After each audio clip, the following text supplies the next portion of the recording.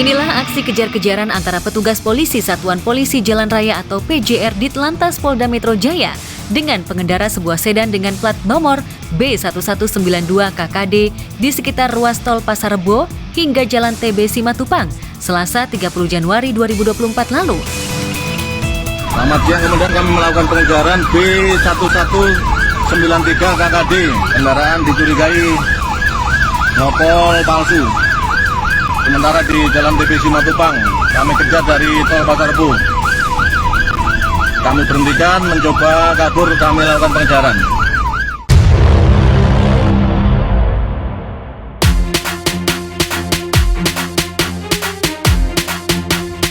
Usut punya usut, mulanya mobil yang dikemudikan seorang mahasiswa itu sempat ditilang di kawasan Pertanian Ragunan.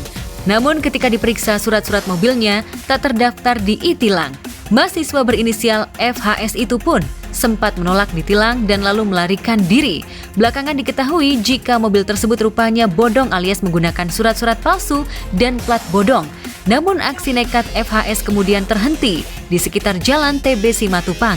Kendaraannya kini ditahan oleh petugas guna pemeriksaan lebih lanjut. Ketika kita diberhentikan polisi, tolong berhenti saja dan mengakui kesalahan itu.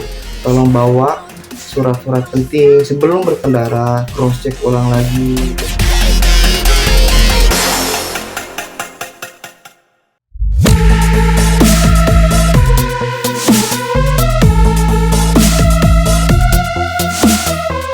Sementara aksi kejar-kejaran antara polisi dan pengendara sedan dengan nomor polisi palsu gegerkan pengguna jalan di sekitar Pasar Rebo, Jakarta Timur.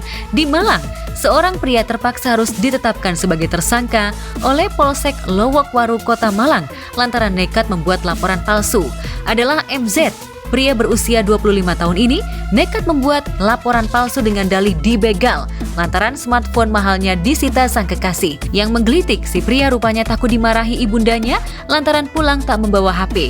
Ia pun akhirnya beralibi membuat laporan palsu. Pada tanggal 23 Januari 2024 itu datang ke kantor Polsek Lowokwaru, saudara Zakaria. Dia datang ke Polsek Lowokwaru untuk melaporkan bahwa dirinya mengalami korban kejahatan curas atau bekar. Itu tindak pidananya adalah barang siapa yang memberitahukan atau mengadukan bahwa ada terjadi suatu perbuatan yang dapat dihukum, sedang ia tahu bahwa perbuatan sebenarnya adalah tidak ada, atau lebih singkatnya adalah laporan palsu.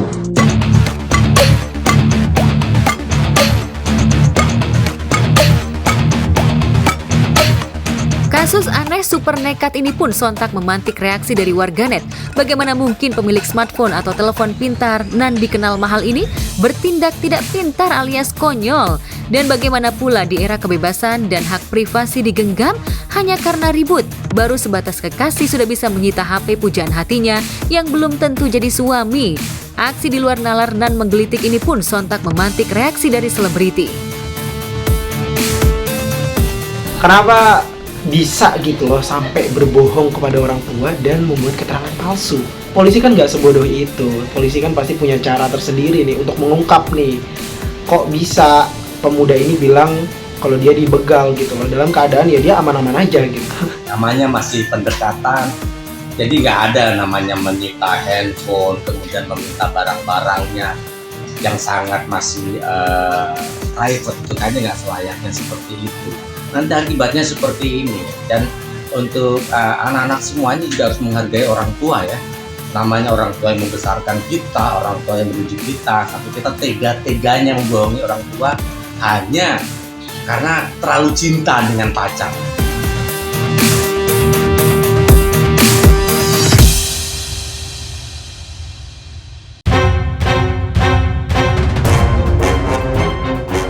Di tempat berbeda, selebgram Satria Mahathir yang baru saja dilepas atas kasus penganiayaan di Bali usai menganiaya salah satu korban anak dari DPRD Kepulauan Riau, rupanya terancam akan kembali berurusan dengan hukum. Pasalnya, meski sudah mediasi, ayah korban yang merupakan anggota DPRD itu mengendus adanya backingan yang memproteksi Satria Mahathir sehingga konten kreator ini masih sempat selfie dan membuat konten di kantor polisi setelah kebebasannya. Untuk mengklarifikasi di broadcast yang ada di Samuel Chris ataupun yang ada di Atta Halilintar, ya, itu mohon untuk diklarifikasi. Lantas siapa sebenarnya sosok Satria Mahathir, selebritas TikTok yang dianggap punya privilege itu? Dari berbagai sumber diketahui jika selebritas TikTok yang punya julukan Cokil itu disebut-sebut sebagai anak dari perwira tinggi atau Pati Polri. Satria bahkan pernah menyebut jika ayahnya merupakan Irjen Purnawirawan Yuskam Nur. Karena pengaruh ayahnya itulah Satria disebut-sebut bisa bebas dari penjara hanya dalam waktu 13 hari. Bahkan pengakuan itu disampaikan sendiri Satria di kanal YouTube milik Samuel Chris belum lama ini. Tapi cepet banget nih, cuman 13 hari. Oh iya, privilege berlaku soalnya. Privilege berlaku. Gimana tuh privilege-nya? Mulai dari mana ya? Apakah karena sosok bapak yang dulu Ini ya termasuk. pangkatnya tinggi banget ya? Termasuk gitu. Tetap pengaruh itu? Pengaruh. Dimulai dari proses BAP sampai pencabutan berkas, itu semua penyidik yang anggota itu memperlakukan kita semua dengan baik-baik, sangat baik. Oh. Termasuk waktu di dalam sel. Ini itu ya gitulah. Oh, maksudnya mereka yang beli dulu? Iya, tapi nggak semua. Iya, Bintara-bintara kan ada tuh yang V yang baru jenguk ya kan, Bribda, Bribtu. Tapi kan beritanya kayak lu keluar karena udah damai, nggak seperti itu? Ya, damai sih damai, tapi kan di sisi lain kan anggota DPR ini kan dia terima banyak pressure dari pihak kita. Intervensi kan di mana-mana ada. Makanya yang kayak gak enak gitu gak? Atau lu dapat nasi padang? Enggak, kita nggak makan makanan penjara. Jadi kita kadang digolfootin sama polisi yang jaga piket.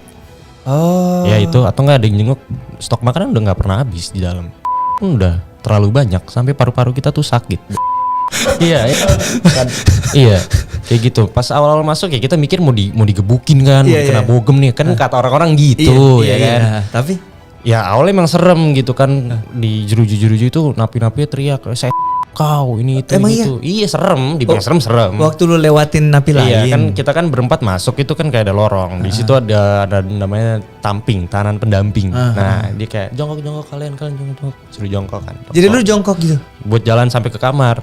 Nah, tapi mereka ini setelah 2 hari setelah preskon itu keluar, mereka ini ternyata profiling kita. Di latar belakang kita, dimulai dari blok A sampai blok K lah, kayak ujung ke ujung lah itu. Bahkan polisi-polisinya semua tahu, maksudnya tahu latar belakang kita. Jadi ya agak sedikit diseganin lah sama napi-napi sana, kita nggak kena bogem. Bahkan bisa dibilang sel kita itu sel yang paling elit lah, paling bukan mewah, ada PS ada apa enggak kayak gitu ya, cuma itu kan buat koruptor. Ups. Oh. Ya kan beda. Iya, beda. Di depan Samuel, Satria juga mengaku diperlakukan khusus lama di dalam sel tahanan.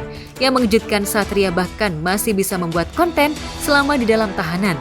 Lantas benarkah pengakuan ini makin membuat geram ayah korban pemukulan? Benarkah anggota DPRD Kepulauan Riau itu akan kembali melaporkan Satria? Kalau memang itu tidak diklarifikasi, saya meminta kepada kepolisian untuk menangkap dia sebagai berita hoaks. Dan saya merasa dirugikan dengan adanya berita hoaks tersebut. Maksudnya lu masuk ke selnya atau lu hanya di sofa tidur nih bro? Masuk sel, tapi selnya ini kalau orang-orang pada umumnya itu kan mereka dipecahin gitu kan, masuk sel ini bareng-bareng orang itu. Kalau gue enggak, jadi gue dikasih kamar yang benar-benar kosong, ya cuma harus dirapiin, dibersihin kan, terus udah kita isi berempat, karena kita sepaket nih berempat. Bangun udah titipan dari pimpinannya, buat nggak dipisah atau digabung sama yang kakap-kakap tuh kan ada napi yang kakap, kasus-kasus gede. Ya udah gue di dalam karena gue nggak bisa login kan TikTok sama Instagram karena kan kalau ODTP itu faktor. Oh, HP lu disita? Enggak, HP gue sama pihak keluarga Divo. Oh. Gitu gue titipin, kan gue di sana di rumah Divo kan. Nah, jadi gue di dalam nih cuma main HP, ya gue ngeliat berita aja sama nge-scroll TikTok dari nggak pakai account gitu loh kan bisa. Padahal lu sebenarnya mau ngonten nih di dalam penjara. Enggak. Lu enggak nih. Itu kayaknya terlalu brutal ya kalau gue lakuin gitu. Siapa tahu kan Cogil kan. Tapi gue bikin JJ kok di dalam. JJ itu apa? Jedak jeduk. Oh. Iya, gue bikin itu. Pakai HP itu lu rekam. Pakai Android. Tapi bukannya di penjara nggak boleh bawa handphone? Ya buat tahanan lain nggak boleh lah. Oh, buat lu ini privilege berlaku yang tadi lu bilang. Tapi ada sih itu bandar narkoba, dia kakap, dia main api juga sih. Oh, lu 11-11 sama bandar narkoba? Enggak, di blok awal tuh, blok H atau blok apa ya tuh. Ya, sehebat apapun backingan yang jelas hukum tetap harus ditegakkan. Perkara anak perwira atau petinggi apapun, proses hukum harus tetap ditegakkan. Lantas apa komentar selebriti? Kalau menurut saya pribadi ini malah jadi validasi ya untuk masyarakat. Kalau benar adanya, kalau kita punya backingan, kita bisa kebal hukum. Ini bahaya sih. Apalagi yang kita tahu pelakunya this is cogil, itu center di sosial media dan bisa jadi contoh buat banyak orang. Ya, saya setuju sama ayah korban yang akhirnya minta keadilan untuk bisa si pelaku mendapat ganjaran yang lebih setimpal untuk apa yang diperbuat gitu. Ya, biar bisa jadi pelajaran lah untuk pelaku dan masyarakat luas. Jika Satria sempat sesumbar punya privilege, di Polda Metro Jaya pria paruh-baya berambut putih dan gondrong, yakni musisi Gideon Tanker, kembali harus menjalani pemeriksaan tim penyidik. Pemeriksaan kemarin sebagai tindak lanjut dari laporannya atas dugaan pemalsuan dokumen yang diduga dilakukan mantan istrinya Rita Amelia yang diduga berkongsi dengan kedua putrinya, yakni Caca Tanker dan Nagita Slavina. Di depan penyidik, Gideon diberondong 19 pertanyaan ihwal dugaan pemalsuan dokumen sidang perceraian antara dirinya dengan Rita Amalia puluhan tahun silam. Tadi kami sudah memenuhi undangan dari Bapak-bapak polisi penyidik ya. Jadi Om sudah diminta keterangan sebanyak 19 pertanyaan dan sudah dijawab semua. Ya. Mungkin perihal apa aja Om? Ya, jadi perihal mengenai dugaan kuat ya, dugaan kuat pemalsuan surat itu ya, mengarah kepada pemalsuan surat itu. Ya. Ya, yang berkepentingan tentunya RAB ya. Ya. Pemalsuan dokumen perceraian yang dilakukan mantan istri dan kedua putrinya diduga oleh kubu Gideon sebagai upaya untuk memuluskan jalan penguasaan terhadap aset atau harta Gono Gini. Ya, surat itu yang dibawa ke pengadilan itu yang menyatakan bahwa Om menerima untuk bercerai, sudah bersepakat bercerai dan Om tidak menghadiri sidang perceraian. Dan celakanya dari awal itu alamat yang digunakan itu alamat yang dimasukin ke Pengadilan Negeri Jakarta Pusat itu alamat nggak benar, nggak sesuai dengan KTP. KTP-nya Om kan Bogor, ya Om ya, Kabupaten Bogor. Ya, sebelumnya santer jika Gideon Tanker terpaksa melaporkan mantan istri dan kedua putrinya dengan dugaan pemalsuan dokumen. Lantaran Gideon kesal, gugatan harta Gono Gininya tak pernah mendapatkan respon baik dari Rita Amalia. Kisruh mantan suami istri pun membetot kedua putrinya. Lantas benarkah keterangan Gideon akan memberatkan bagi Rita Amalia, Caca, dan Nagita? Terlapor siapa Bang? Yang dilaporkan ya yang punya kepentingan tentunya. Siapa Bang? RAB. Nanti teman-teman bisa. Anak-anak masuk 2 nama itu, masuk semua itu yang membawa surat ke atas, yang mengiming-imingi sehingga Om mau tanda tangan. Yang kita sayangkan, Om itu dikasih tahu bahwa akan diceraikan, ya kan? Tahun 2021. Sayang dan celakanya surat itu dipergunakan 2017. Kaget Om. Ya kan? Kejadian sudah lampau 2017, bertemu Om baru 2021, minta tanda tangan dan suratnya persis dengan yang dipergunakan di Pengadilan Negeri Jakarta Pusat.